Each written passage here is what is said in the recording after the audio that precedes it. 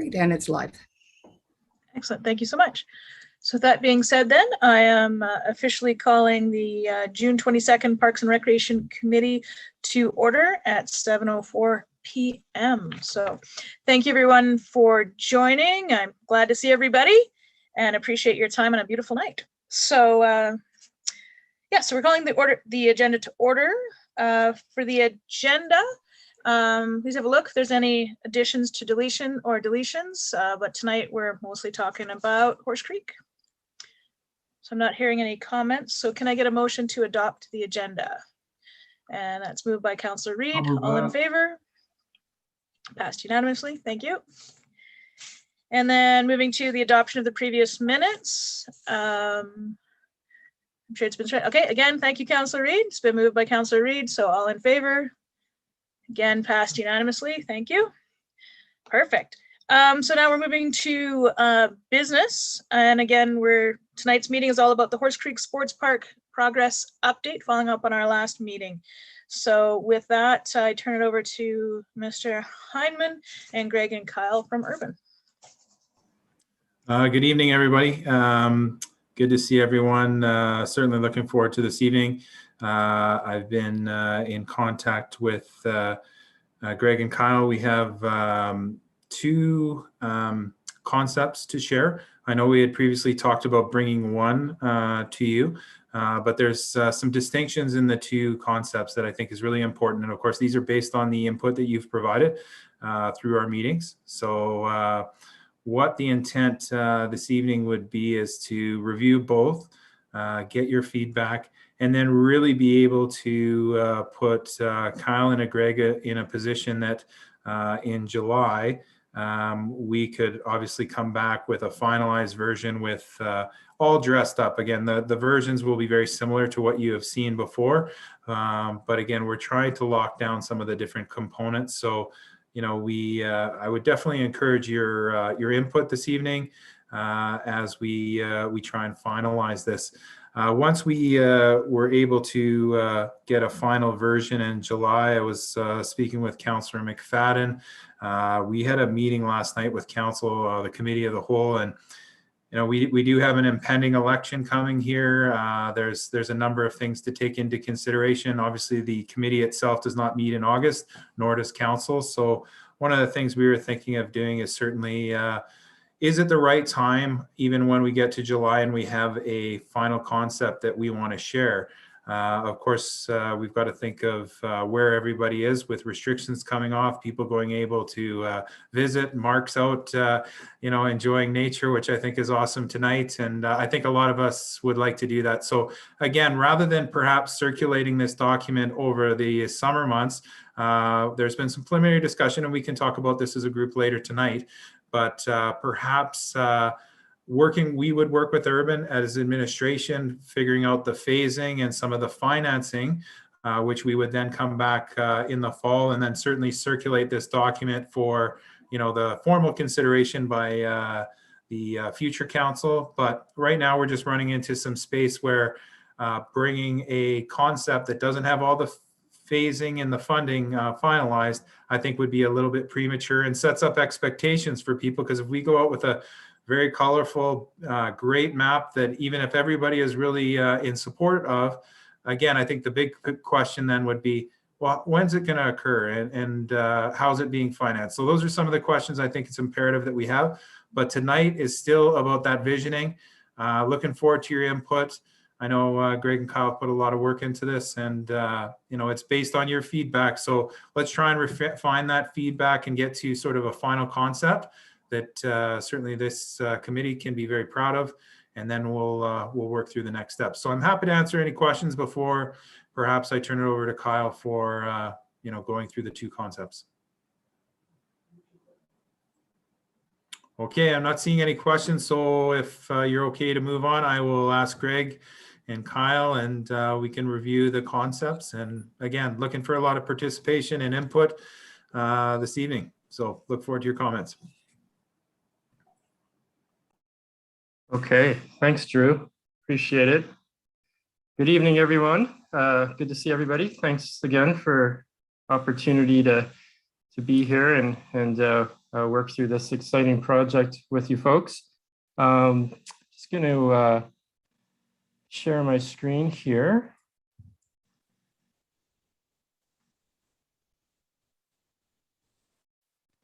Let me know if everybody see that.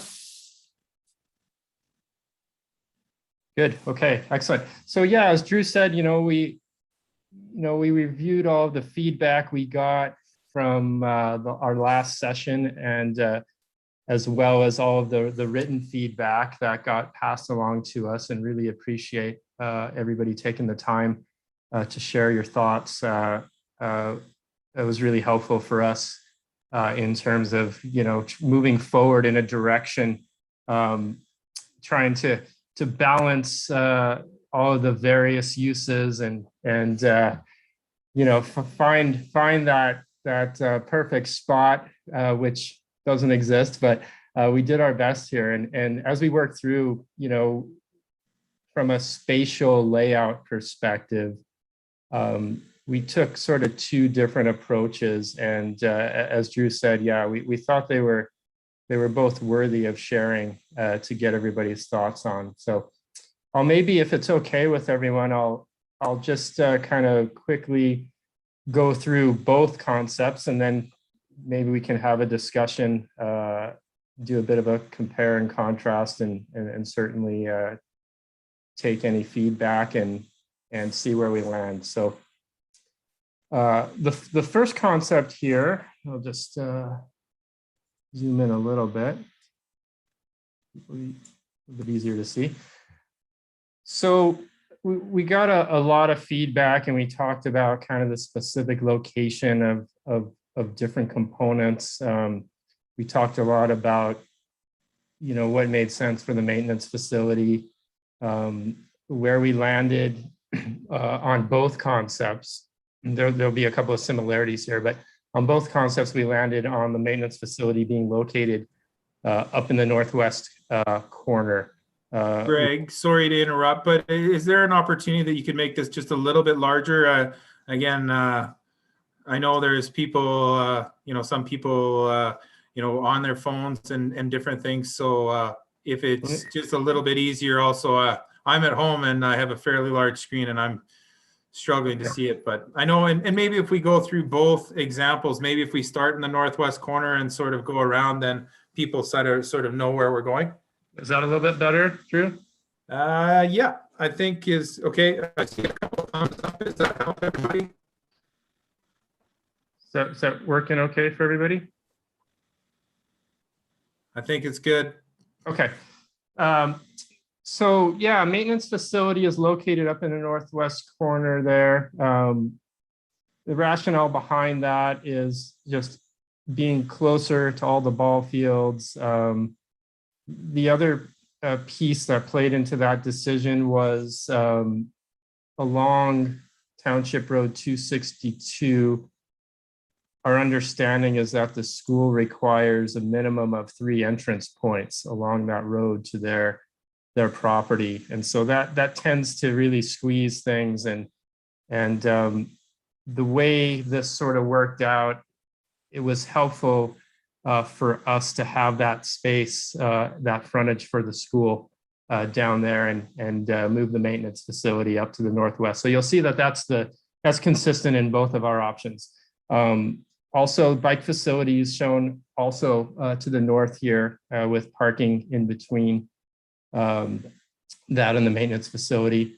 I know there were certainly, some positive feedback on the bike facilities in sort of that central location on the site, but also some positive comments about it being up here and potentially being able to use some of the slope. I mean, depending on what type of bike facilities we have, some are more flat, some use more slope as potential mountain biking. So I think there's some flexibility here that might be valuable in terms of being able to plan a multi-purpose bike facility in this location. So as we move south here, This particular concept has the quad slow pitch diamonds here adjacent to Horse Creek Road. I know we talked a fair bit about kind of location of the diamonds, and there were, initially some concerns around being close to the road. There were some discussions around, ease of access around the diamonds as well. So we've located it here adjacent to Horse Creek. There is a bit of a larger buffer zone than we had previously shown on the other concepts between Horse Creek Road and the location here. So it's a fair buffer that, can accommodate trees, potential fencing or other things that I think will help alleviate any concerns around that proximity to the road. So yeah, you'll notice that this particular concept is very similar to what would have been, I believe, concept number 1 that we showed last time. So it's got that central sort of plaza space with playground kind of in the middle of everything there, surrounded by the soccer fields as well as the diamonds. And I think overwhelmingly, I think most of the feedback was positive around having that centrally located for families that have, different age kids and whatnot. So we've changed the configuration a little bit. So what we've done for this rendition is we've got some more detail here associated with the clubhouse site and the associated uses. So we've kind of broken those out so everybody can see how that's working. So we show clubhouse and associated parking there.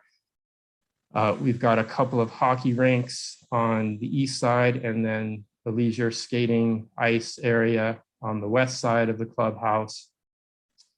We show some basketball or could be multi-purpose hard courts here. And then we've also accommodated some space to have a transit plaza of some sort to help accommodate the Colt bus or otherwise for people who might be getting dropped off out here, and ease of access kind of in and out in close proximity to the entry exit point here.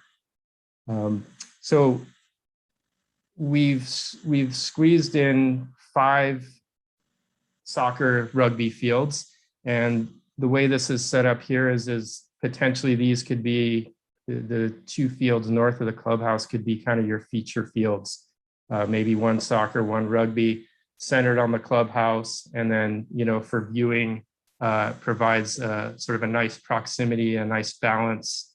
I think that works really well from that perspective. The other thing we're able to accommodate spatially here was an additional basketball or hard court over here on the other side of this parking area. So it allowed us to utilize some of this residual space based on the road kind of wrapping around the outside perimeter here, adjacent to just where the slope starts. So this concept, from a sort of maximizing space perspective, really seemed to work out quite well. The storm ponds are obviously still located in the southwest here. That'll be consistent on both plans. The size of the storm ponds on either side of the easement there can vary. We don't know exactly yet what the footprint needs to be. We need to do some further studies on exactly how much space we need for these storm ponds. So we try not to get too caught up into exactly how big those pieces were right now, because I think there's some flexibility to work with that depending on what we find out. So the school site here, still in the 25 to 30 acre range, as we've been able to push that maintenance facility away from this corner and pick up some of that space that we used for the storm pond.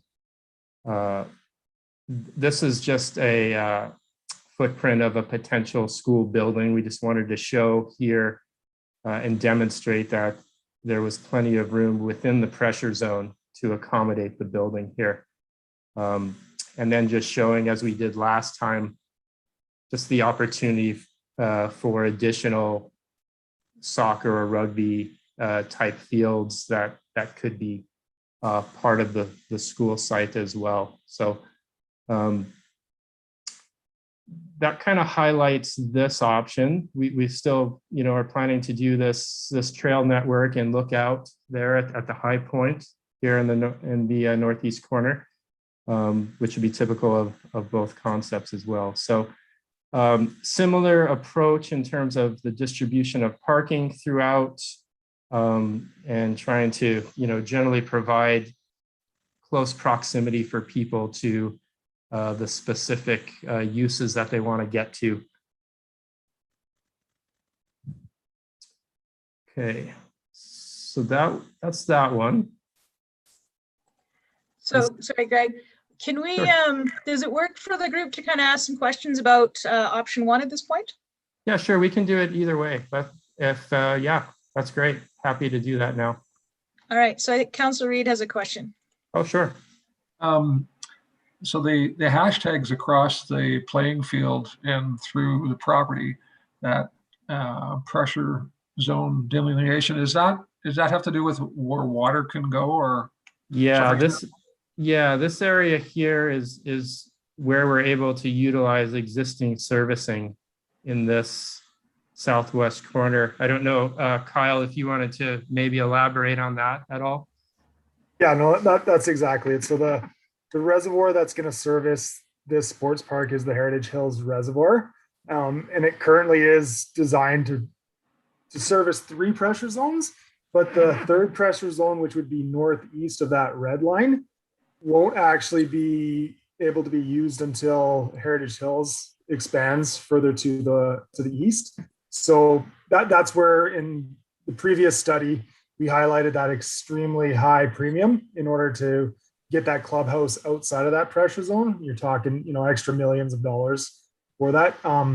Keep in mind, as we grade the site, that delineation will change slightly because the grades will be flattened out and there'll be more of a terraced type approach to keep the sports fields flat. So it will change a little bit, but in order to service any major facility with potable water and fire protection, we need to keep it within that southwest section of that pressure zone. Okay, Kyle, thanks for that. And I thought that to be the case. So does that mean that the maintenance facility and the bike facility will not need access to water, or won't have access to water? They won't have access to that level of service of water. We have talked with Druid administration about other alternative ways, depending on what that maintenance facility would look like in the future. There are other ways to service facilities without having that full fire protection. But again, it would have to really look down, okay, what is the specific use for that maintenance? If it's just outdoor storage and a small little office, that's one thing. If it ends up being a 3-story, ranch house, that's a very different scenario. But I think the focus on this plan is this is a sports park to service the entire community. Secondary, it's going to have some space for the town to have some operational impacts as well. So we're going to find ways that are more cost effective to not really have a huge impact on the layout of the sports fields. Great. No, I appreciate that. And just one quick more question, if I could. It's a kind of double-edged question. The parking number of stalls, guesstimate, and secondly, remind me, would you be allowed vehicle traffic to park on that road? Yeah, in terms of parking numbers, haven't necessarily broke it down yet. I think in the original concepts back last year, we were upwards of 600 and right. I'm going to say 20 something. And I think, we've tried to make a conscious effort. We thought that was maybe a bit overparked at that point in time. So this probably accommodates a little bit less than that. But as we get through a bit more of the detail, we can certainly look at what that yield will be. In terms of the cross section of the road and potential parking on the road, we have discussed that as well as an option, to be able to have parallel parking either on one side or both sides of the main collector road there. Also thinking about the ability for food trucks to park there and that sort of thing. So not at that level of detail yet, but certainly we've had that conversation as a possibility for overflow parking that could potentially reduce some of the more formal lots. Yeah, and just the comment, I think, you know, it's quite impressive what you've squeezed into that into that area. And I'm excited about this. I look forward to seeing option 2. Thank you. Yep, thank you. Okay, so Neil, so a question from Neil, please, or I can just say it. So Neil was asking, is there consideration for tennis courts or only basketball? Right now, we're thinking about, you know, basketball or other, you know, could serve also as, you know, pickleball or something like that. I want to say we had accommodated tennis in one of our early versions, maybe at the end of 2019, and I don't particularly recall the rationale, but we weren't planning to accommodate tennis here. Okay. Neil, I don't know if you had any follow-up to that. If you do, let me know. And then Well, Mark was asking, sorry, Neil, if you had something, go ahead. Yeah, sorry about that. Yeah, I just, I'm only aware of one set of tennis courts in the entire town. Maybe there are others that I'm not aware of, but I thought that that's not really giving that particular sport a whole lot of attention, where basketball, generally speaking, is facilitated in gymnasiums in all the schools. Just not sure why we wouldn't have considered tennis outdoors. Well, we currently have 3 tennis courts in Okay. Cochrane, and they're, in the work we did, they were kind of the most underutilized Oh, all right. space. So there's, I'm trying to think of the 3. There's the East End, there's the one in Glenbow. Somebody help me out. I'm sure we have 3, That's okay. but yeah, That's okay. Yeah, no, it's just a thought. Thank I think Yeah. Neil brings up a good point, though. Like, I think at this level, we could certainly look at, you know, there was the additional basketball court that was introduced, but we could call it, you know, a multi-sport court as well. I think there's a number of different opportunities with that as well. And I think that probably lends itself into the next question as well.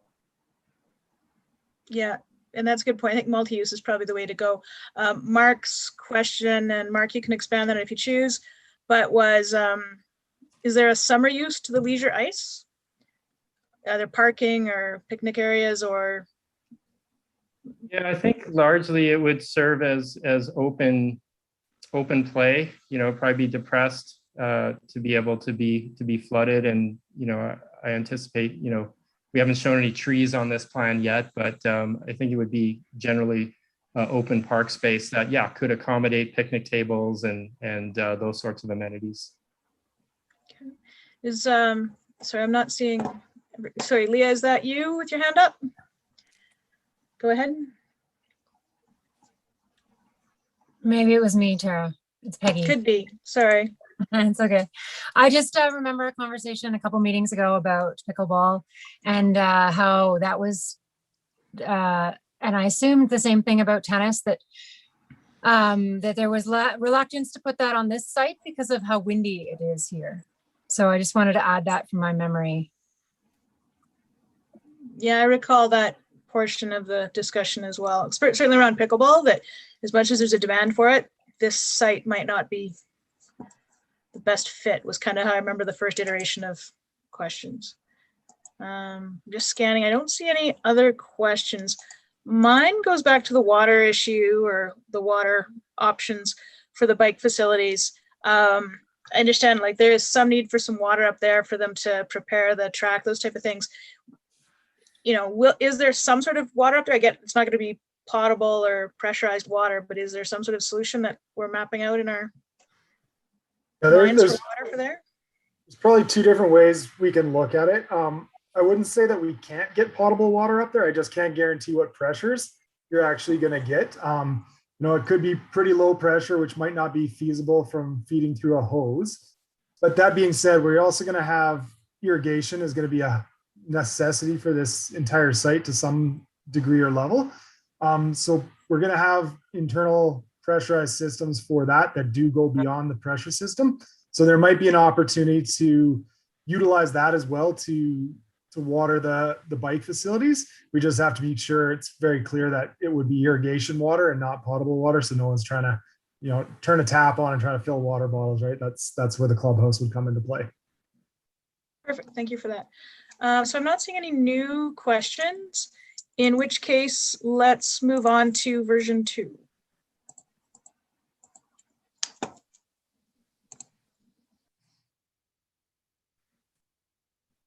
Okay, thanks. Let's start up in this corner as well. So yeah, as mentioned, consistency on this option with the maintenance facility location, the bike facility location, as well as storm ponds, a little bit different configuration to take advantage of some of the layout features here. This particular option keeps generally the soccer rugby fields along the west boundary, along Horse Creek Road. And we looked at putting the quad diamonds sort of more central to the site to see if we could, from a layout perspective, if we gained any space or how the spaces were potentially shaped differently in terms of how we could fit adjacent uses, while still trying to achieve some of the, the basic fundamental pieces, somewhat central plaza playground area, not quite as optimal a location as maybe option 1, but still generally, fairly central to most of the fields.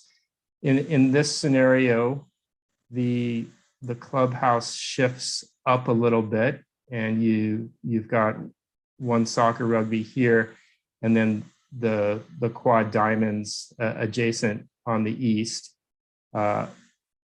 We've got parking here for the clubhouse and also for these adjacent uses. The 2 hockey rings are on the south side here with the leisure ice adjacent to the clubhouse. Again, being able to accommodate some form of a transit plaza and 1 basketball court. So the real difference in this, aside from some of these locations, is the proposed addition of a dedicated baseball diamond. So I know we had a fair bit of conversation around that the last couple of meetings, and there was some, certainly some comments and some disappointment shown around not having baseball, and so bringing the road sort of tight here allowed us to have a bit of separation to fit a baseball diamond, still adjacent to the slow pitch, which makes sense, but has a bit of separation with the road, accommodates a separate parking area. In terms of a baseball diamond, there's a lot of different ways to go with it, depending on, the sort of age group you want to accommodate. So, does it become a permanent, sort of regulation adult league type of field with a permanent mound and, bases, et cetera? Or does it become something that can be more flexible and offer baseball to a range of age groups where you might have a removable mound, you might have, bases that can move based on the age group, and likely, the infield is still all dirt in that situation? Or does it truly become a dedicated adult baseball use where you have a grass infield? So a number of different ways we can go with that, but it does have the ability to accommodate baseball and slow pitch in this scenario. So So that's kind of the big difference in terms of uses. And then, you know, you can see just kind of the layout and configuration of essentially, you know, the soccer fields and playground area working around the perimeter this way, as opposed to internally with the quad diamonds along Horse Creek. So a little bit different layout in terms of the clubhouse area. You know, there's flexibility. You know, this is just one way to do it. You know, the road configuration is trying to take advantage of how we wanted to lay out that space. But, you know, there's certainly some flexibility there as well, depending on where we land with the required footprint for the storm facilities, and very similar location and parcel size for the school. Still having this trail connection here in the southeast corner, and just showing the accommodation of the other soccer fields as well. So everything else is generally similar, kind of to the south side here, and as well as the trail network.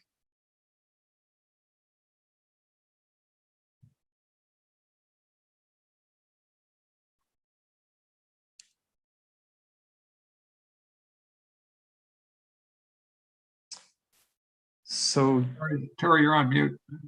Sorry, is that a pause for questions? yeah, if we're ready, yeah, absolutely.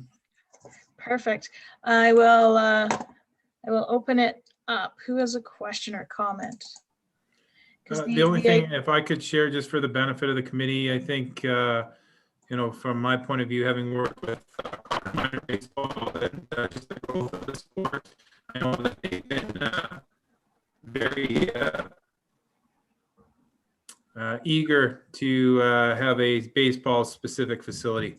And that's something that I think in one of the options is considered. Again, from my perspective, the big difference between the two is the proximity of the quad ball diamonds to Horse Creek Road, which was an issue when we first brought this to council. So again, that's something to consider as well.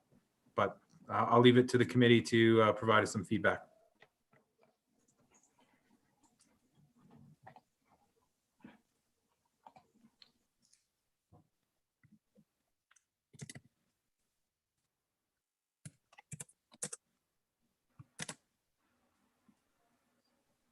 Gotta love those kids.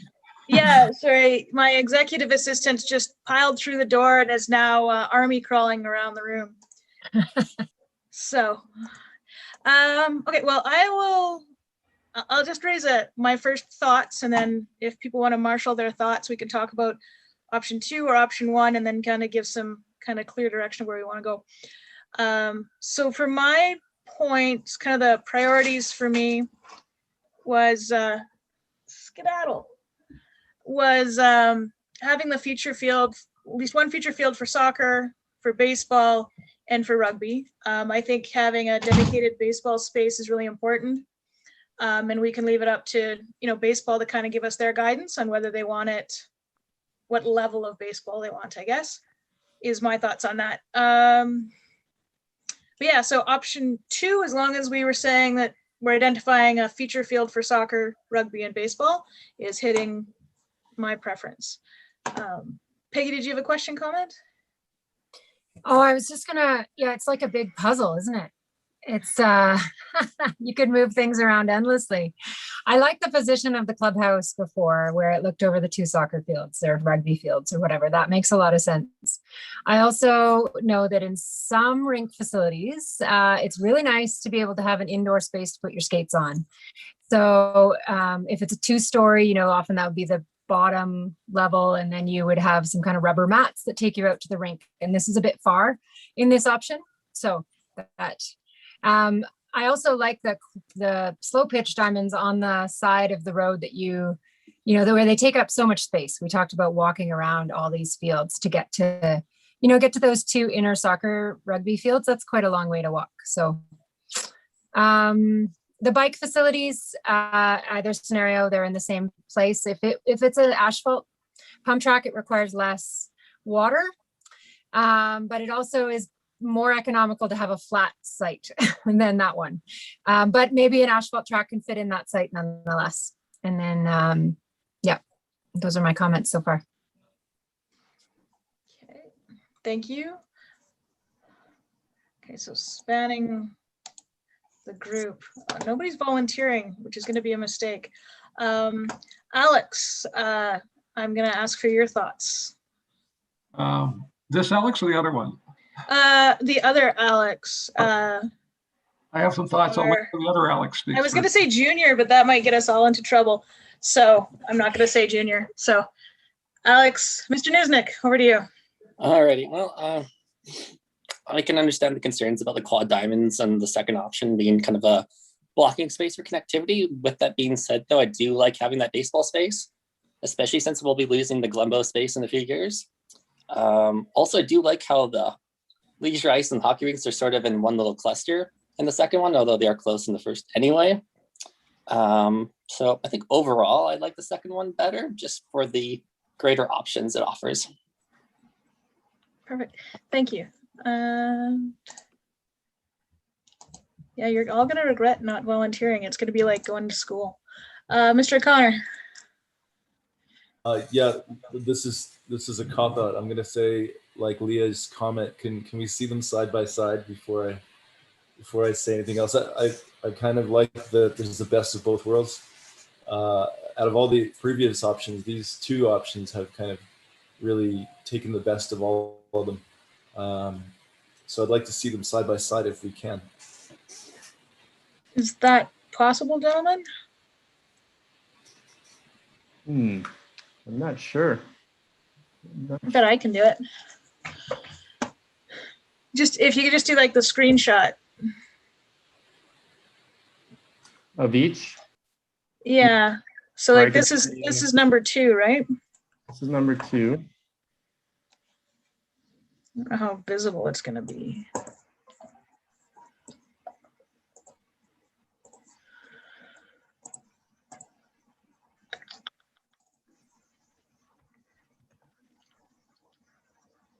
Greg, are you able to open up a second window of Acroplot and then just open one on each and split screen them? Yeah, if you can describe me how to split screen, I can. Here, I'll dig into the files too and see if I can do it. You want now. me to email these to you, Kyle? Sure, do that. All right, let me just stop sharing here for a second. So we'll let our urban systems gentlemen see if they can figure out a viewscape. But so why don't we, though, just to not make best use of our time, one of the things we have on our agenda, of course, so I'm going to give you 5 minutes to do that, gentlemen, is just to give you an update on council priorities. So Councillor Reid and I could quickly do that.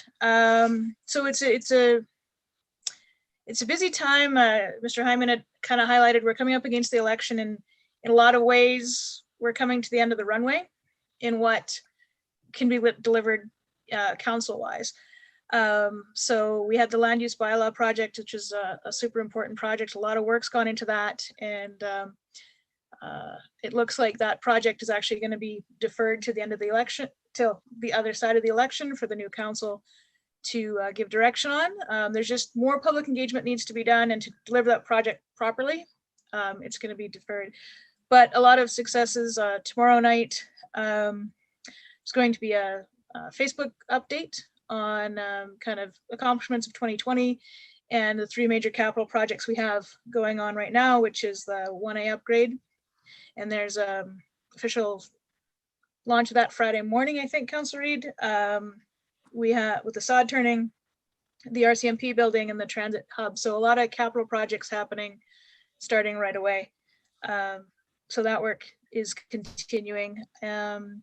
Of note, we did our last council meeting, we did get a presentation on the budget, and kudos to our administrative team. Traditionally, what's happened with our budget process is our budget managers come up with the budget based on the direction from council earlier in the year, and it gets presented to the public and council in the fall, and then we engage around that. But at that point, the budget's, pretty much 99% done. So what the team did this year is actually did public engagement over kind of the last 4 to 6 weeks, I think it was. And it was presented to council at the last meeting and gave a good summary of what the priorities were from the public around the budget in our different service areas. So it was a really, I think 450 some people participated in that to kind of guide those. Of interest for me from the Parks and Recreation lens, one of the questions was, if you had $100 to contribute to an extra service area in town, what would it be? And anyhow, so the answer was, Parks and Recreation, more playing fields and pathways, more parks and fields. So that came in at the highest selection level, followed by transportation, then infrastructure, I think public services beyond there. But I think it really reflected what I'd been hearing is there's a real need to catch up on our recreation infrastructure, especially through COVID. So that's kind of, I think, my take of where we're at right now. Councillor Reid, did you want to flesh that out at all? I just had a couple things. So yeah, Tara's right. You'll start seeing this week some action as it relates to the 1A in particular. If you notice today or yesterday, the trailers have been dropped around the old KFC site at the bottom of the hill and fenced in. That will probably be the strategic headquarters of the renovations that will occur there. There's also work going on at the old Esso bulk station, the Cochrane Crossing or the crossing, where the transit hub will be. And some of you are aware that there'll be a crossing from the provincial building on the north side of the tracks to the south side. We're excited about that. And two other things, a protective services building, which would house the RCMP and our own services, is occurring as we speak out at Horse Creek Road and on the south side of the highway there. The last thing is from Spray Lakes. You'll notice or may have heard that the town has indicated that they want to look at, well, they've identified that we can take the agreement that we have with Spray Lakes and Rocky View County to the next level. And this is something we've been diplomatically working on for the last 4 years. And I think this is just taking it to the next level in terms of being able to see that something's done before our term is up. So I think that's probably the addition to the thumbnail summary of our situation with the town. Yeah. Greg, Kyle, are you guys in a good spot, or do you want us to keep updating? Give me 2 more minutes. These are big scanned files, so it keeps wanting to give me a hard time. Just give me a signal. I will. We'll go from there. Mr. Hyman, are we missing anything from your lens, administrative priorities? I just think certainly the corridor plan was presented last night, so I don't know if you perhaps wanted to share a little bit of information on that. The only other one that I presented that may be of interest to this group is the Griffin Ranch and the property around there. So those would be just 2 items perhaps you'd like to share. Sure. Yeah, thank you very much. So the first one is the corridor plan. And so if you have time in these lovely summer evenings to do some engagement on the corridor plans. And what it is, it's a forward-looking planning document looking at Griffin, River, Fifth, and Railway, kind of that square, and how long-term, like not next year or 6 months from now, how long-term we want those corridors to function. And so they have been integrated with some other planning documents or transportation projects looking to the downtown. And so anyhow, so the corridor plan, so those are going to be presented, I think, formally to council at the next meeting. And then council, I think, is going to make a decision about whether to make a decision on it or defer that one to the other side of the election as well. But have a say. I certainly feel those corridors are super important. The way I'm looking at Cochrane, with COVID being over, the economy is really starting to feel like it's revving up. With the rec center and the bridge, Griffin is certainly changing. And with the Transit Innovation Center, there's going to be a lot of change, and I think redevelopment and what we understand as our downtown core, especially with Greystone coming on, is going to expand. And so we really need to have a forward-looking plan of what we want those 4 roadways to look like. So some of my priorities, it's, I was trying to walk on Griffin today. You can't. There's no sidewalks. How to make it safe, how to make it engaging. And certainly corridor planning long-term are certainly economic drivers, as well as being, pedestrian, cycling friendly and more attractive. And have a look at those. It's a passion of mine, but we are doing the public engagement right now. And we'll just wrap that one up. And then Mr. Hyman had mentioned the Griffin site. So if you've been down to the rec center, you know that barn has been renovated on the corner. And so the developer there, they've been very, forward-looking with what they're looking to do. They've reached out, and the town owns a kind of a corner of the land there. What they want to do is buy the land and then put in a parking lot that would be to service the public, and then their own uses when they needed overflow. But what it would do effectively is give us a place for people to park to launch into onto our trail systems right at that point, which should be really exciting. Also hearing that Cochrane Tourism is looking at, how we could start with, river access for boating, and that might be a takeout place. So it's a really, I have to applaud the developers for what they're doing there. I haven't met with them or know them, but I mean, they've really honored our Western heritage with what they're doing with that barn and what they're doing with their parcel overall. And then, trying to work with the town in a unique solution to kind of find a new way for us. Anyway, it's going to be an exciting corner. So that's the update there. Lots of exciting things going on. So we can ask questions about that at the end of the meeting, but let's consider those the committee and administrative or council and administrative priority update. Councillor McFadden, I'll just update the group too. I know you mentioned the river rafting. Cochrane Tourism is working with a group who is going to be doing interpretive raft trips this summer that are going to go from further upriver in the West Valley area and then terminate down at this location. So we're going to try and get a lot more people on the river moving forward. So exciting time. But I guess we can probably turn our focus back to this. And Kyle, wow, you did it. So yes, gentlemen, Kyle, Greg, over to you. Let's chat side by side. If you wanted to say anything about the comparisons, if not, we'll let the committee have a thought. Let's maybe continue to go around for thoughts. Yeah, thanks for setting that up, Kyle. I didn't figure the one question I couldn't answer tonight would be IT related, but. All right. Okay. So we'll. I'll go across then, and randomly, so everybody's on their toes. Neil, your thoughts on this comparison? Yeah. Well, I kind of like both configurations, but if I had to vote on any one tonight, it would be option number 2. I really think that incorporates the intent of what we were collectively looking for. At least I think it does. Perfect. Okay. Justin.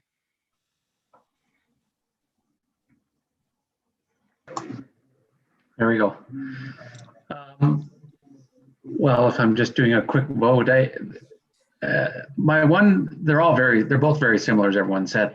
With the road splitting up some of the services in the option, and for clarity, so I don't get my number 1 and 2 mixed up, the one on the right kind of splits up a little bit of services.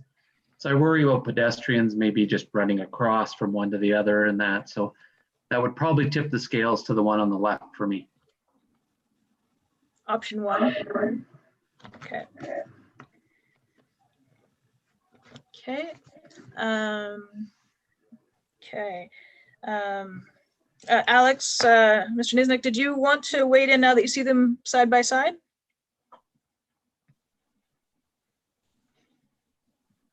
No, I think I'm still pretty for option 2 overall, minus the connectivity issues with the quad. Yeah, like it, yeah. I think, you know, we're not going to be able to have absolutely perfect. There's a lot of different factors at play, but yeah, I think we're going for overall. So thank you. Peggy. Yeah, I think I put my comments in already. I still like the quad on the west side, but I understand that you get an extra baseball diamond with this one. So I see it. But I like the configuration of the clubhouse and the hockey rink. Maybe there's another way. And the fact that it overlooks 2 fields there.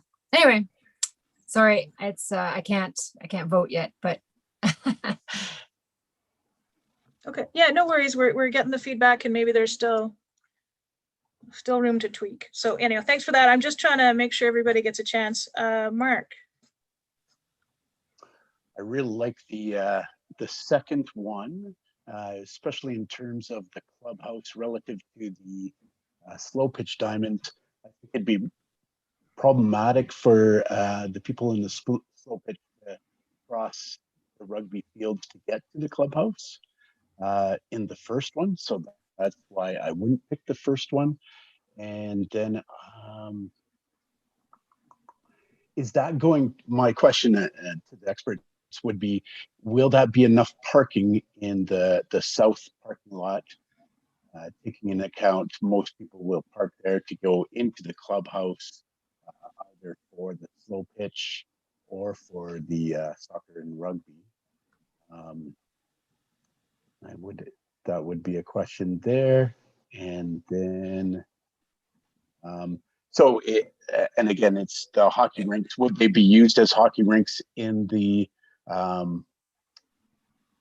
summer, or would they be, I guess, ball hockey, I guess? Or could they also turn into some of the inquiries about tennis, pickleball, and basketball? But yeah, I would pick number 2. Okay. Just to answer your question there, railroads and parking, I think there's some flexibility there for sure. You know, depending on what the yield needs to be. I think there's some room to play with there to expand that parking there on the south side of the diamonds. In terms of the hockey rinks, ball hockey, stuff like that. I've seen makeshift skate parks, temporary skate parks on hockey rinks in the summertime as well. So I think there's some flexibility to kind of move stuff in and out of there. Okay.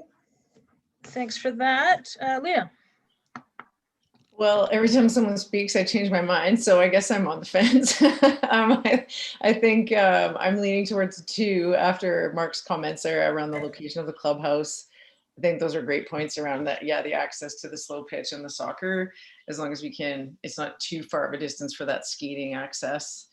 And same questions around the parking, I think, just to try to visualize if that is enough parking. But and I do really like the idea of having that baseball diamond and accommodating another group or another sport there. So I think I'm edging towards 2. Okay. Derry. Yeah, I've been convinced to vote for number 2 as well, just simply because of the need for a dedicated baseball facility based on what Cochrane Minor Baseball had told us. And like what Alex said, if we're going to lose the Glenbow baseball field. So. Yeah, and that's one of because we are going to lose the with the Fifth Avenue and the tri-site work that will be lost. And one of the commitments that was made during that tri-site is that no group that's currently on the tri-site is going to have, less, right? That their needs are going to be accommodated in the community. So so thanks for that. Councillor Reid. Yeah, there's nothing to add to what's already been said. I think option 2 would be my preference for sure. Okay. All righty. Yeah, and that's I think my only real comment is so just coming at it from a parent's side, it would be great to have some sort of a plaza playground activity on the south side as well. If you got the hockey rink there and the quads, it's just to have them have something close, whether it's on the mound or something. That would be my only real tweak to it. And again, as long as, I think it's really important we have the baseball diamond dedicated to whatever best fits there, and then to make sure that one each of the soccer and rugby fields allows each of those sports to have that feature opportunity is my kind of final thoughts on that. So then, Greg, Kyle, is there any other questions you wanted to drill down from us, or any last thoughts from the group on this project? Yeah, let me, so I mean, overwhelmingly, it seems like, the addition of the baseball diamond is really important. And I know there were some other sort of positive comments about each. Just looking at them here, I'm wondering if there's potentially an option that combines both, taking the baseball diamond and looking at the far east soccer rugby field and mounding on option 1, and potentially seeing if a footprint of the baseball diamond might fit there. So you lose the soccer, you gain the baseball. So it'd be the same balance of fields as what option 2 currently has. Just wondering if that configuration maybe is more preferable for folks. Part of the rationale on option 2 was to have kind of the quad diamonds and the baseball in close proximity. Whereas if we were to try this potential change for option 1, they would be separated, but don't know how important that is. So maybe just throw it out there to see if that would change anybody's mind with that adjustment to option 1. Mark, your thoughts? I saw your hand first. I like the conductivity of what you presently have, preferable to moving the diamond to that northeast corner, or pardon me, northwest corner. I like how the fields are together that are of the similar sport, and I think that makes it a little bit easier. But Councillor McFadden's idea of putting a playground in the south, I really like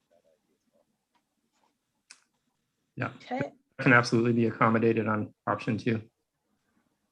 All right, Jerry.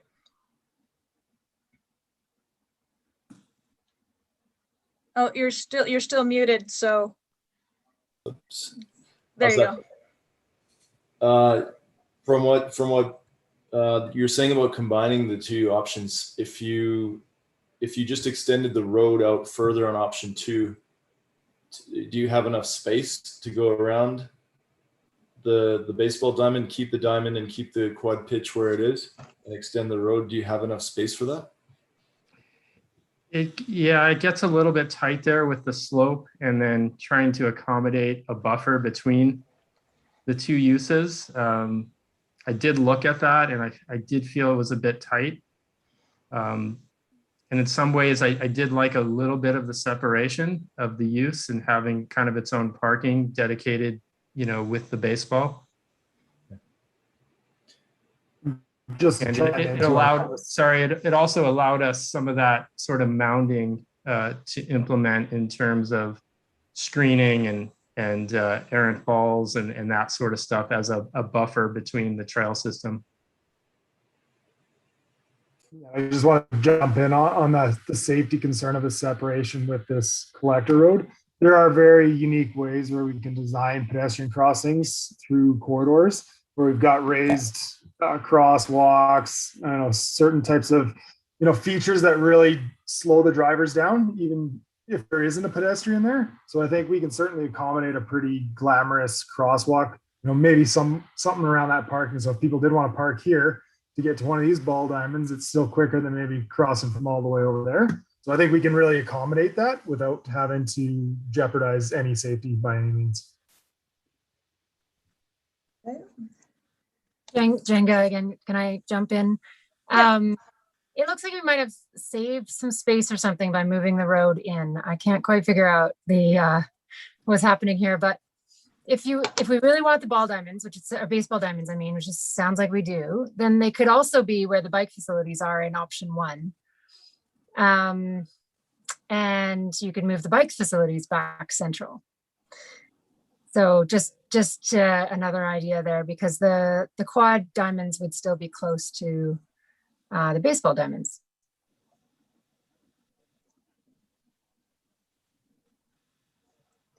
Yeah, here's that. Mr. Hyman. I was just curious. I think it was Derry who was talking about the location of the baseball diamond. Just let me in option 2 and the road. And I know we've always talked about this being a loop road, but and I appreciate there's circulation of traffic and things, but what would it look like, I guess, if we didn't have a loop road and we just had 2 accesses that went to parking lots and people could turn around? Really, this isn't about accommodating people or cars as much as about accommodating people. So would that provide us some more room without doing this huge loop road? And then the other thing I was thinking, just with the comments about having the baseball field getting into the topography, the only thing, and maybe it's just an idea, but it creates sort of a natural amphitheater as well. So if there were sort of concerts or different things that the community was hosting or different events, that might be an ideal sort of venue, as it kind of, you've got the hillside and everybody could be on the hillside looking down, and it looks out into the mountains, just as an idea. Well, I give you 10 points. That's super fun. You're ruining my preference for loops, though. But I'm turning it back over to the group. Okay. I never said it would be easy. I thought we'd throw some different ideas in here and not to mess it up, but just stimulate some conversation. You really want to make sure that the public engagement goes like really long. So I'm just teasing. It's a good concept. Mr. Niznik. I just want to support Drew's idea. I think that's excellent. You don't need traffic calming if there's less traffic, and really makes it more of a flow for people to walk through. You don't have to worry about the road, and adds just a bit more space for facilities. Okay. Touring through. Everybody's kind of quiet. I just wonder, like Greg and Kyle, what you guys think about it not being a loop road and some of the challenges. Like, again, I know it's a concept that we've always talked about, and obviously traffic circulation, people were like, is it going to be a one-way road, additional parking? But we also have to remember this is going to be built in phases. So we're always thinking about the end state. I think we should be thinking of the initial states as things are being built. So perhaps, the initial road just comes in, say in option 2 to sort of a parking area. And then the quad ball diamonds are in a soccer field are the first things to be built. And then it's extended and baseball is built, and then some of the things on the north. It's going to take a period of years for this to come in. So I think we have to think about that as well, rather than, I think we naturally just jump to the end state, but we don't have the money to necessarily do that. And that's the funding, work that we have to still do. So. Yeah, Drew, I think, we did a number of options initially. In the first round that sort of are exactly what you're describing there. It wasn't a complete loop, and had access to different parking areas. And I think the preference at that time was, more related to flow and circulation, and seemed to make sense. But, I think it's a great point in terms of being able to recapture, that space that you would be using for road construction in that scenario. Well, and the thing I like about it too that we can talk about is maybe there's something that's a little bit more pedestrian oriented. for 90% of the time, but when we have different events or there's a provincial, or if there were food trucks, the gates can be opened in that area. There is that understanding where things move in, but I still see it as a pedestrian should be the priority, and people using the park rather than cars, and it making it easy for people to leave in a loop. But that's my perspective. All right, Neil. Yeah, so I like the loop idea, and I'm thinking more in terms of how they're going to maintain all of the various fields and things in that facility. Yeah, I think, in terms of calming traffic and things like that, we're maybe getting a little ahead of ourselves. That could be dealt with later on down the road, even if we do have a loop road. But I would look at maintenance of all of these various facilities coming out of the maintenance facility itself, getting access to each and every one of the fields without having to go up onto Horse Creek Road with maintenance equipment. To me, that's a must. You don't want to be driving down Horse Creek Road with lawnmowers and things like that just to get to the some of the things in the southern areas. But if I have one other comment in favor of option 2, would be that I think I would like to see a little bit reconfiguration of the clubhouse relative to the hockey rinks, because people aren't going to be, putting their skates on and tripping across the parking lot there to get to the hockey rinks. I don't think that would just be something and I'm sure that's a really easy reconfig to do. It's sort of fine tuning, but yeah, that's my comments. One more comment. Drew, I did like your idea of the amphitheater for the baseball diamond, though. That's brilliant. In fact, I was part involved with getting that design done in Spruce Grove, Alberta, and it was brilliant. People can sit up there and enjoy the ball game, or like you say, or other venues that take place in using the diamond. So I like it. Thanks. Okay. Anyone else? Oh, Fiona.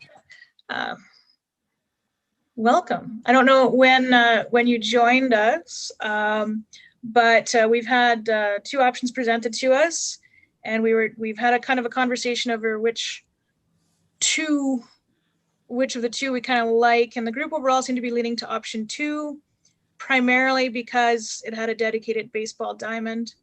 The gentleman from Urban Systems decided to throw it mix and just see if they could, as long as there was a baseball diamond, maybe they could move it somewhere else.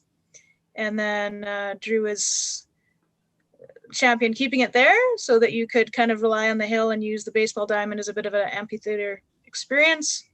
And also a discussion about whether the loop was something we wanted to keep, or maybe just have 2 separate accesses. So I'm not too sure when you joined it, but that's kind of Tara's notes of the last little bit of a discussion. Your thoughts? Thank you. I joined about 5 minutes ago, so I just sort of got the tail end of some of the commentary there. So apologies for my lateness and my double booking here tonight. When you say option 2, is that the one on the right-hand side on my screen? But I don't see any. I was trying to find which one says option 1 and which one says option 2. But so the option 2 on the right-hand side. So no, I appreciate you giving me an opportunity to chime in here, but I'll continue to listen to the conversation, see where people are at. Sure, sounds good. Yeah, 1 is on the left, 2 is on the right. Okay, I'm not seeing any other hands up unless Mr. Hyman, did you have a comment again? You could come up with like a third thing. Just inadvertently left my hand up. Well, at least you're the right size up today. All right, everybody seems to be kind of quiet.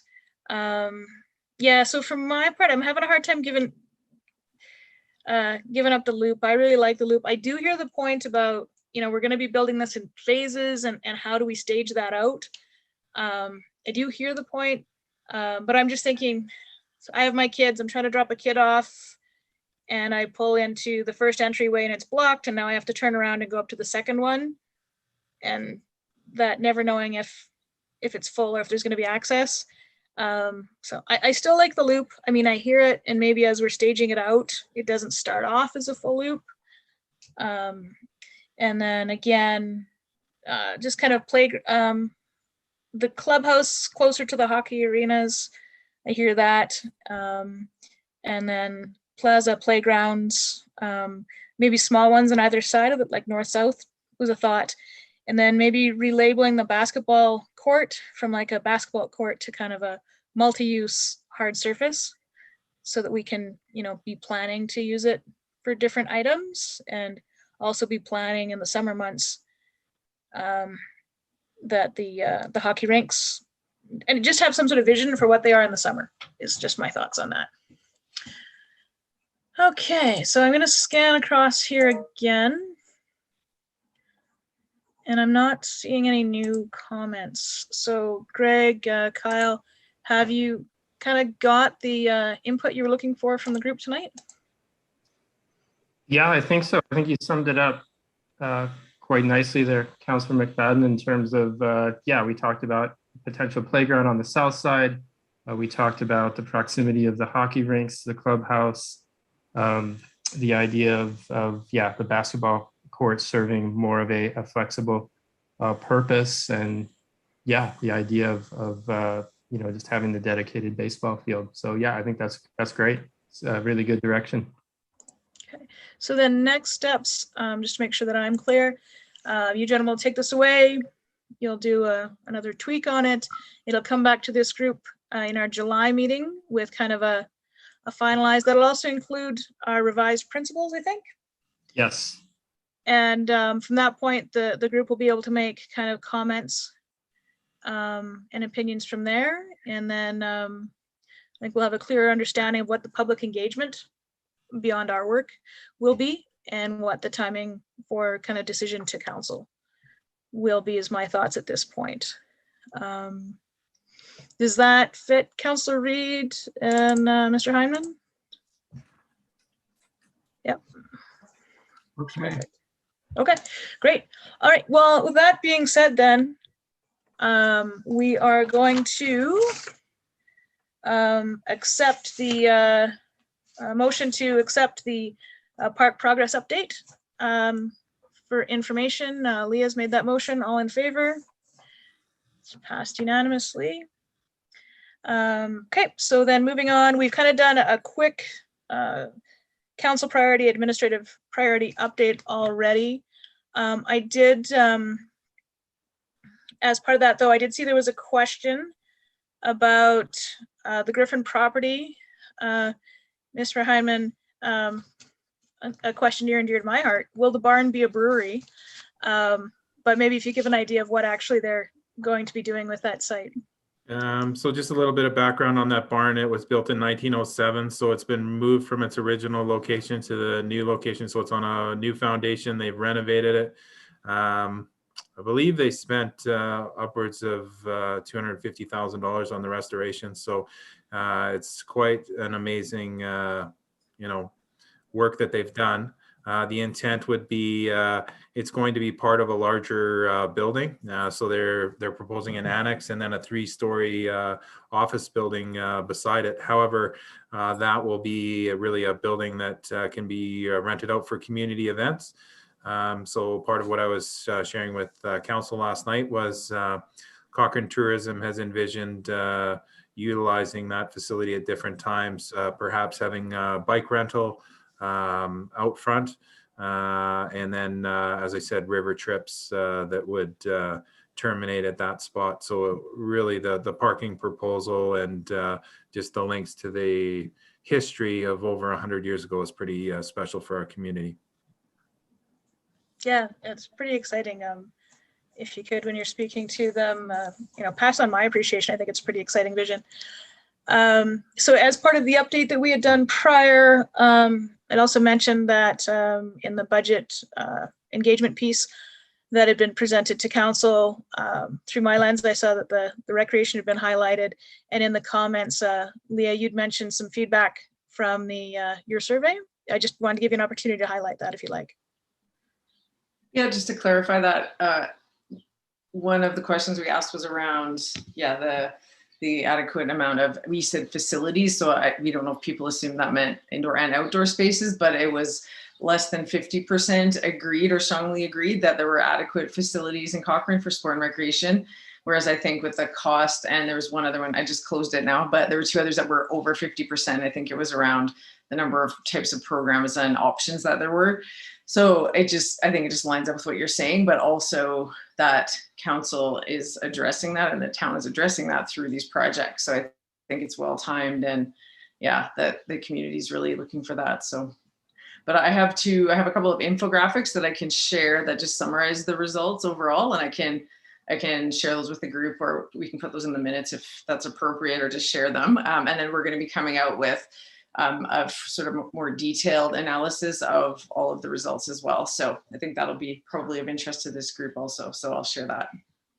Okay. We had 229, I think around 200. It was interesting that you said you had 450 or so that replied to the survey around the budget, and then the combined between the parent and the community survey was right around the same amount. So I feel pretty good about that. We got some good response rates, I think. So there was the parent survey where parents responded on behalf of their oldest child, and then the community survey, which was open to anyone. So I think it's pretty representative according to our researcher. I think it'll give us some good things to just consider in the more of the programming and people side. And the only other big observation that we are inferring from the data is that it really targeted a lot of people who are already participating. And I think our big challenge as a sport and recreation community is, how do we get to the people who aren't coming, who aren't using those facilities? I think that's, a sport organization, a municipality, it's hard to draw that out. So I think those are some good questions that we need to continue to think about. Yeah, Leah, since we're kind of blending our updates, which I think is just fine, if you wanted to share them right now, or do you want to email them to the group later? Is that easier for you? Yeah, either one is fine. I can share them.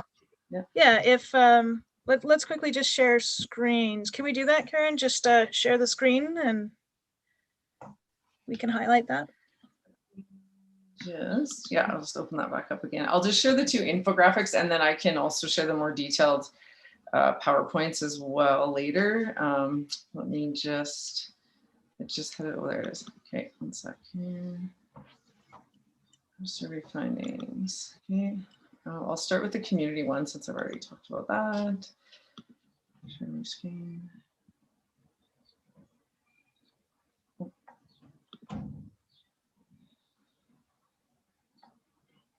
Let's go try this again here. There we go. Okay. It's nice when you have a little bit of a budget and you can have somebody create these pretty little infographics for us to summarize our key findings. So, so this was the, sorry, I just got to move some stuff so I can see. So this was the community survey. Is that pretty small? Should I make it a little bigger? I'm seeing it okay. Okay. I think you're good. Okay, so as I said, there were 229 responses overall for this one, and it was fairly well, actually a little more females than males. That was another observation in the survey, that overall the female responses were a bit more optimistic, where there was an opinion provided. The females generally tended to be more on the positive side around accessibility, affordability, and those kind of things. So 78% were recreational sport participants, almost 25% were parents of a child engaged, and then 23% were board members. So pretty nice mix of responses. And then the three dials at the bottom, you can see was what I was referring to. So the first one on the left is that I feel the sport and physical activity opportunities available are meeting the needs of the community. So 61.5% agreed. And then the middle one was the one I was referring to, that Cochrane has all the facilities it needs to support sport, recreation, and physical activities. I think I said 46, was actually 42.4%. So like I said, I think it's, every time I share this, I say, but don't worry, the town is planning more facilities. So it's great because we're addressing that.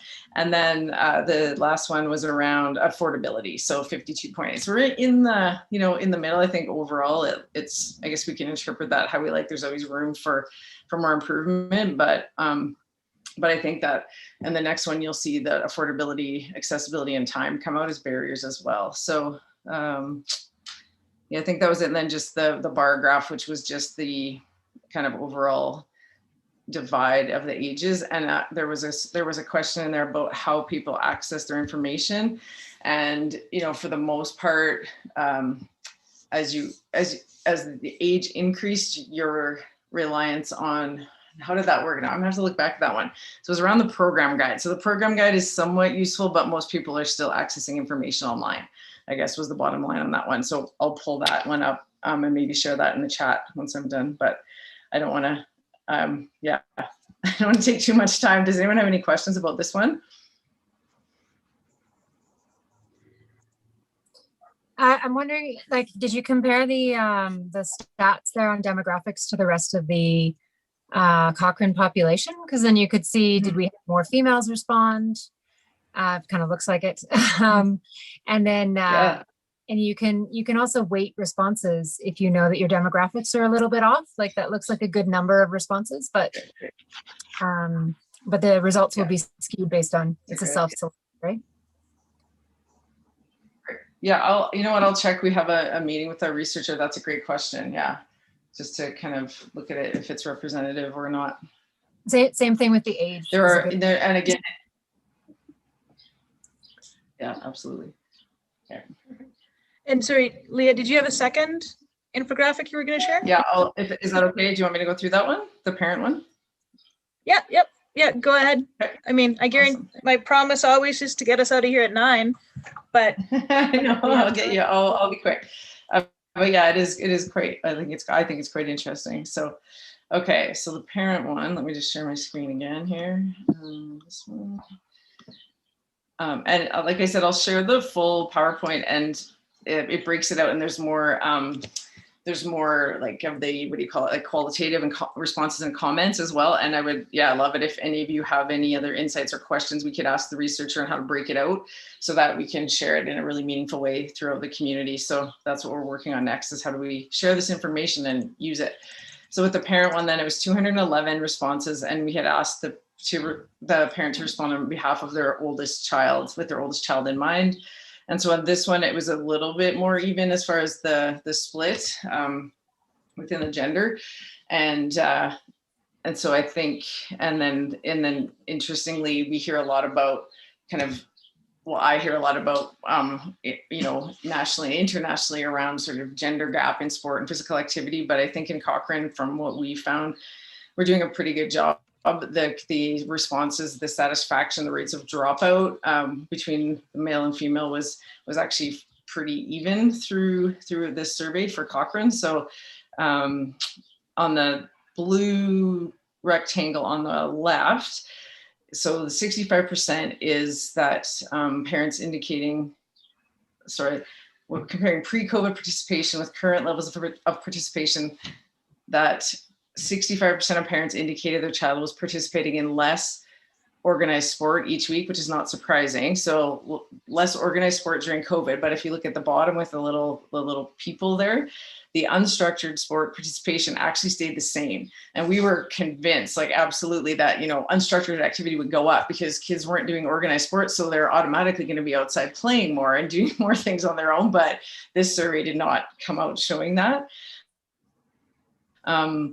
On the other hand, there was still a pretty high rate of participation when you think, that 65%. So there was something else, in the full survey that showed there was never a full drop off in organized activity, which I think is really kudos to our local sport organizations, that they were able to maintain, some online training, or obviously get back on the field when they could. This survey was done mostly during a time when things were really shut down or restricted as well. So kind of interesting to think about that.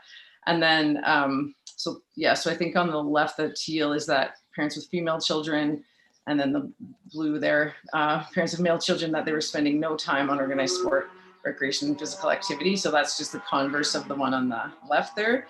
But then the two most frequently reported barriers were time and cost.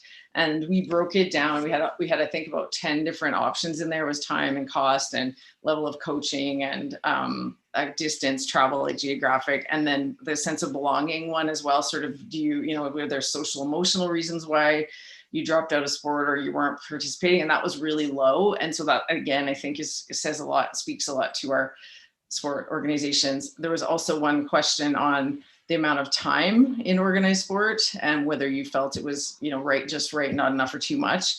And overall, the majority of the parents said that it was about what they would expect and it was just right, which again, we are inferring that means that those are people who are already in the sports system that sort of know what that expectation is. For some sports that might, be a little bit more of a time commitment. So yeah, so I think there's lots to peel away here, but this is just one snapshot of that. Does anyone have any questions about this one or any sort of suggestions on further data we could pull out? I think I took this one, Leah, maybe the other one too, but anyway, and there were so many good questions. I just find, I understand the demographic questions about male, female, but I don't understand the question about why you divide the parents by male child versus female child.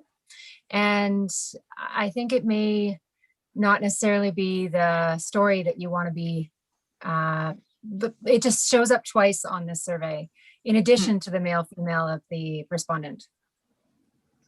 And you know what, thanks for putting that out, because the reason why we did that also was because part of the funding we got for this was through a Canadian Parks and Rec grant that was looking at gender equity. So I think what she did was pull this out and kind of overemphasize the gender piece. So that's a really good point, that it's sort of, it's kind of redundant, I think. Is that sort of what you mean? Like we don't really need to.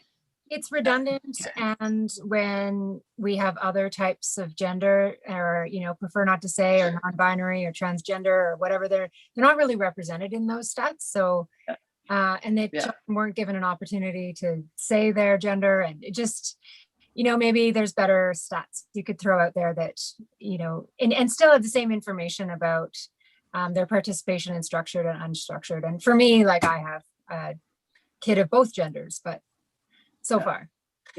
It's a great point. And I think it's becoming, with the greater awareness around that, I think we all sort of, struggle with that, not struggle, but we want to do our best and figure that out. So I appreciate that as well to consider. So thank you. Perfect. Okay. Well, thanks for that. And I appreciate it. Oh, did you also want to highlight the fitness challenge? Did everyone see Tara's great interview? She was live on Instagram last week. It was awesome. And I learned so much about you. I didn't know you were into horseback riding. I didn't know you played a little sports when you were younger. So that was really cool. I wasn't really looking for promotion of Tara, although it's always great when people talk about me. I was really wanted to give you an opportunity to encourage people to participate, and the fact that we could win $100,000. $100,000, yes, absolutely. So the Participation Community Better Challenge, has anybody not heard about it that we're participating? Hopefully you've all heard about it somewhere. We're really trying to get the word out. So if you haven't, we're trying to get everyone in Cochrane to track their physical activity minutes, sport, recreation, housework, everything counts. And you download the Participation app, or you can go on the website. And if you go on the website and sign in, you can actually go back to the beginning of June and enter all of your activity for the entire month. If you're coaching, you can go and enter each of your practices or games as an event, and then you can track for your entire team as well. So there's lots of excitement. There's about a week left. It goes till the end of June. I'll check once I'm done talking. Actually, I'll go and see where we are in the standings. I think we moved up to like 14th in Alberta or something like that. So we're trying to compete to become the most active community in Canada. And with that prize comes $100,000. Last 2 years ago, because they didn't do it last year, Enderby, BC won, and they're a tiny little place, but they managed to rally a lot of community support and win the money. And it's based on per capita, so everybody has a chance to win. So that's what it's all about. Thanks for the opportunity to share, Tara. Yeah, so visit the Sport for Life site or the Participation site and log in, and you can Councillor Wilson and I have our own mini team going on, and you can count horseback riding time. So I did. Anyhow, so yeah, thanks for that update there. So yeah, Council Reid and I kind of did the council priorities. I think, Drew, we've covered off any administrative priorities. Good. Okay, so committee priorities. Councilor Reid had to leave us. He did say just that he's the rep for the Spray Lakes Rec Board, and he just said that they are gearing up to be fully open soon, but we don't have a date on that just yet, but it's good news. The sooner we can get back, I think the better for everybody. So that would be the Spray Lakes. Justin, did you have an update for us from the Ag Society? Yeah, not a whole bunch to update right now. We're just trying to work through things for the new interchange with Alberta Transportation and the town. And then some of those pieces of the puzzle will go into our overall concept planning. Okay, great. And Fiona, how's the school board doing? Well, we're doing really well at the end of the school year here, counting down the days. High schools are done, and a couple more days left on the elementary and middle schools here in town. And yes, it's been a crazy kind of a year, but you know, we've been managing to keep COVID at bay, and the community is really helping with that. And the impact on the schools has definitely lessened tremendously since schools were sort of came back online there at the May long weekend. So that's great. It's grad time around, and the community has been great in supporting the grads, and because it's not a typical year for those graduation ceremonies, but it's been great to have the municipality support, so Town of Cochrane, as well as the community in supporting the grads with that.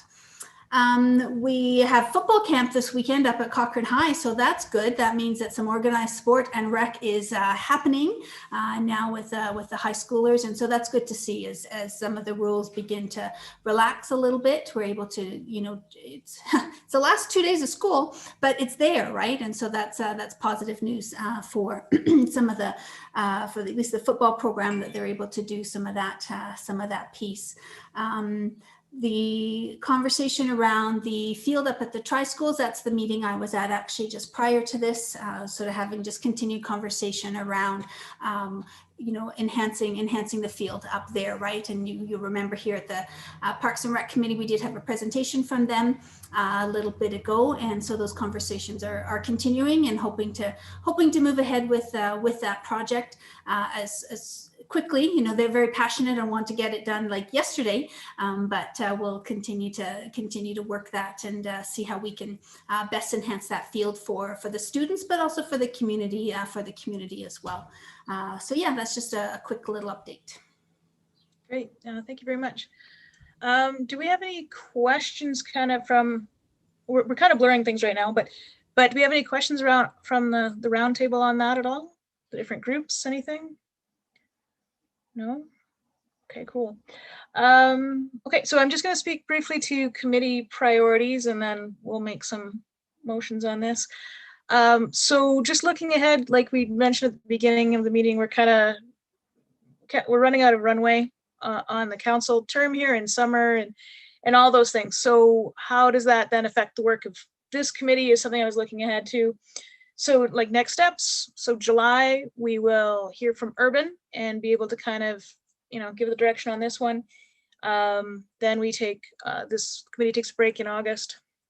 Back in September, and usually what we've done with this group is get a chance to feed into the Parks capital plan, their 3-year capital plan, and kind of provide a review of that would be taken to council decision in the fall. So the goal would be to build that in, but we are still understaffed in our community services park leadership right now. So we are managing, and but there'll certainly be work for us to do in September, and to make sure this group has a say in the capital budget.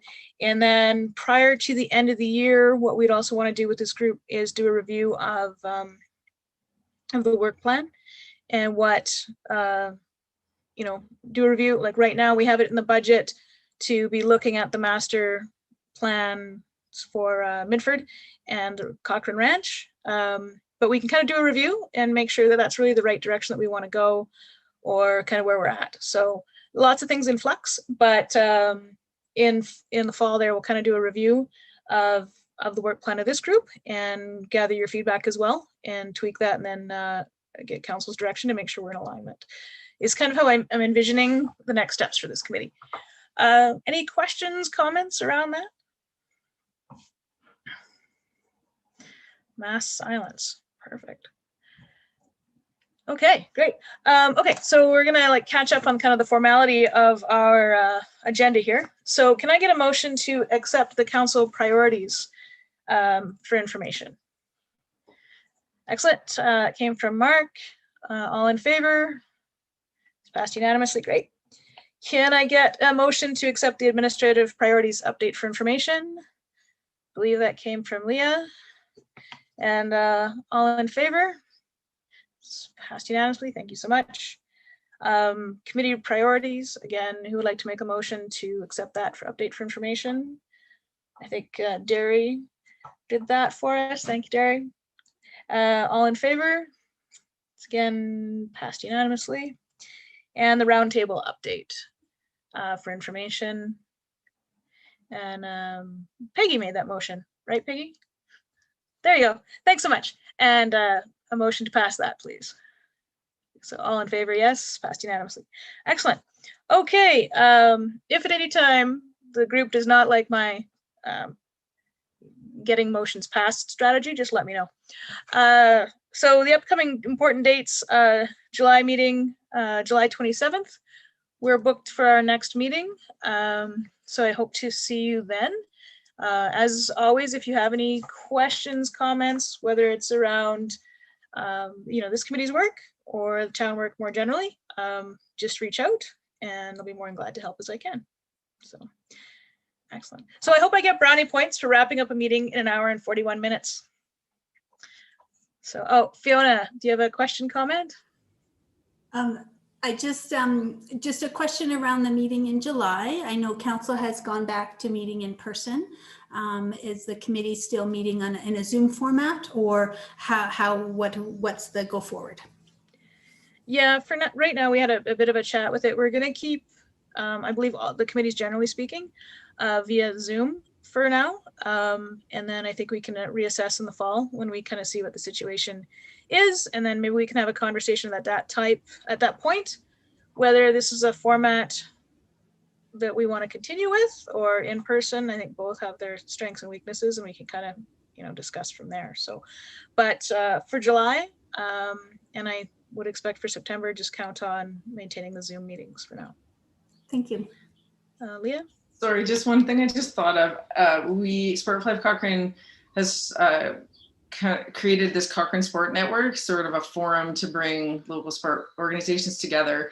And there's a meeting going to be happening on August 11th. And we have, I think, 26 to 27 sport organizations signed up for that. So if that is an opportunity to get feedback from this committee or through the town at any point, you're more than welcome to come on as any one of you, Drew or Tara, or to come and get feedback from the group on anything, or to do a presentation.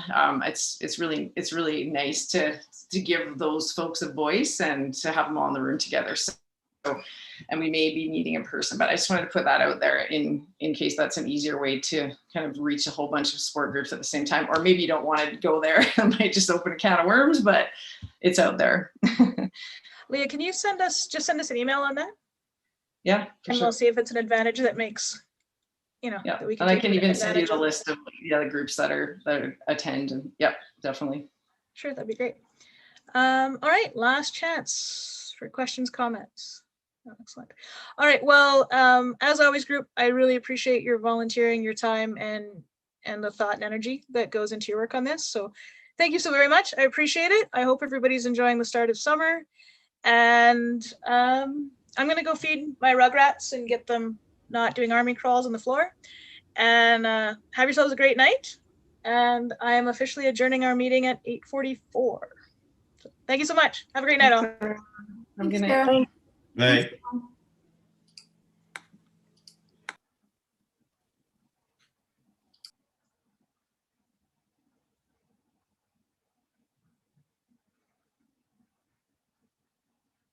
All right, Karen, I think I've managed